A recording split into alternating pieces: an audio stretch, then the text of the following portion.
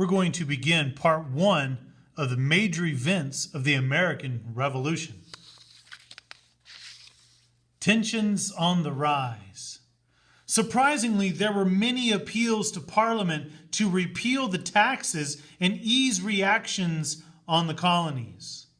Ben Franklin had met with Parliament on several occasions, but even his well-respected words fell on deaf ears. Parliament didn't listen.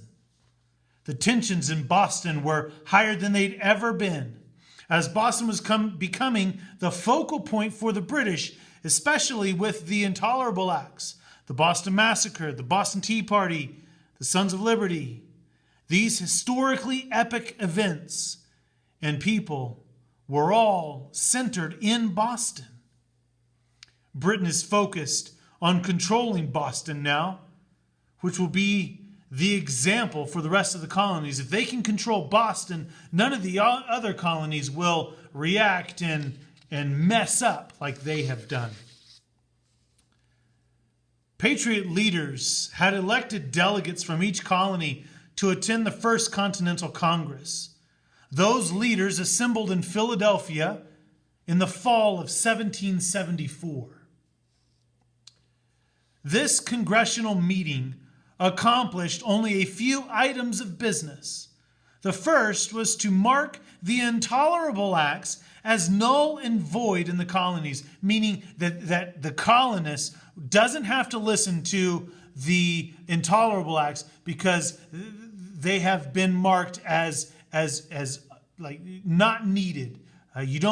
They're void. They're not able to be followed anymore.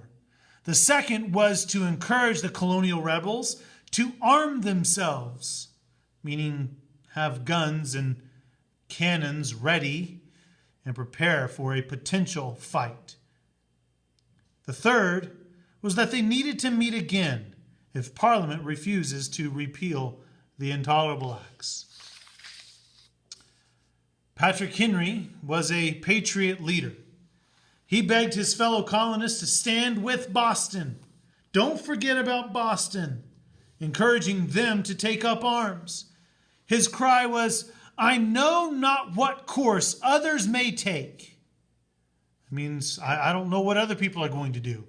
But as for me, Patrick Henry says, "Give me liberty or give me death." And I'm sure you've heard that quote before. But this is why he says that.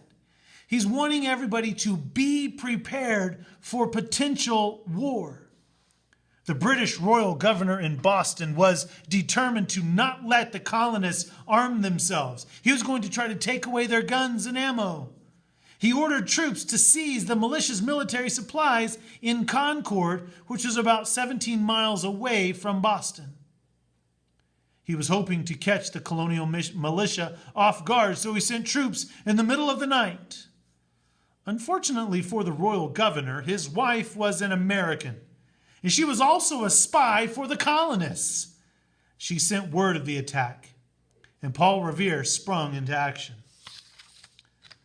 Paul Revere had arranged a secret signal if the British were to ever start moving out. His signal was he would place 2 lanterns in the tower of the Old North Church. Once he was tipped off, he put the lanterns up and began his journey of alerting the other patriots. Along the way, because of Paul Revere's initial alert, many other midnight riders alerted the colonists as well. One of those midnight riders was named Wentworth Cheswell.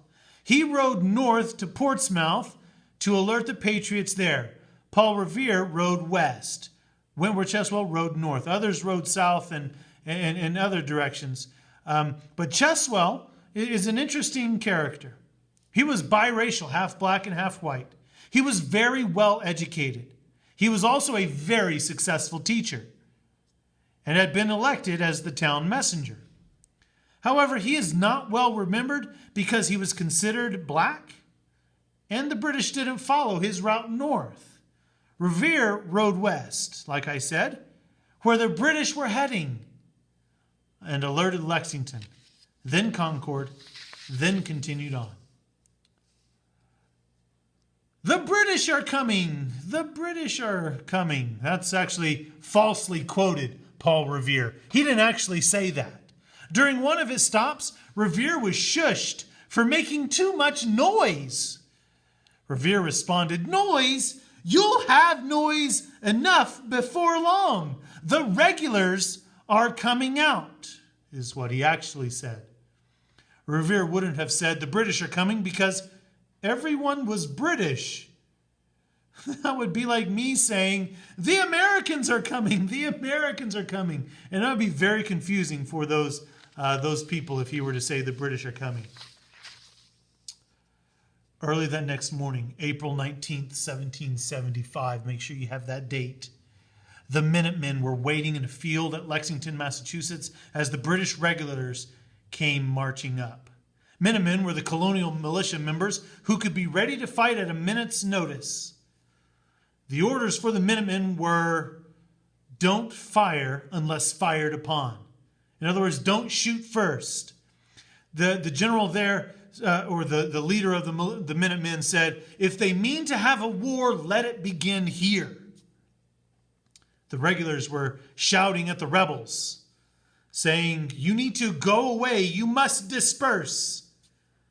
And the Americans were actually beginning to disperse when a shot rang out in the early morning air. It's not clear who fired first. Nobody actually knows. But return fire came from both sides. At the end, 8 colonists were killed. 3 regulars were only wounded. However, the colonists pushed the regulars back, and the colonists claim victory.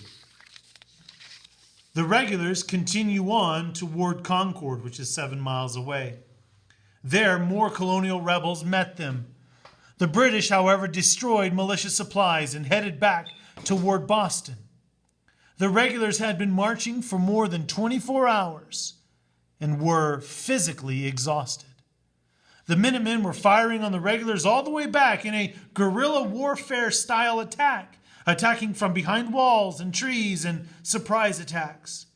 The British ended up losing 73 soldiers in the fights, with 174 wounded. The Americans only lost 49, with 39 wounded and 5 taken prisoner. Losing much of their military supplies, the rebel army claimed victory again, which really boosted their confidence for the war to come. The Second Continental Congress met less than a month after Lexington and Concord. The first thing it did was to authorize an official Continental Army. No more of this ragtag militia. No more of this groups of guys getting together that know nothing about warfare or military procedures. They needed an official Continental Army. However, they needed a qualified, worthy leader of the army. They needed a strong, well-experienced commander because they feared that the other colonies might abandon Boston. Maybe it's too far gone. There's nothing we can do to save Boston. John Adams nominates George Washington to command all of America's forces. Washington humbly accepts and actually left immediately for Boston.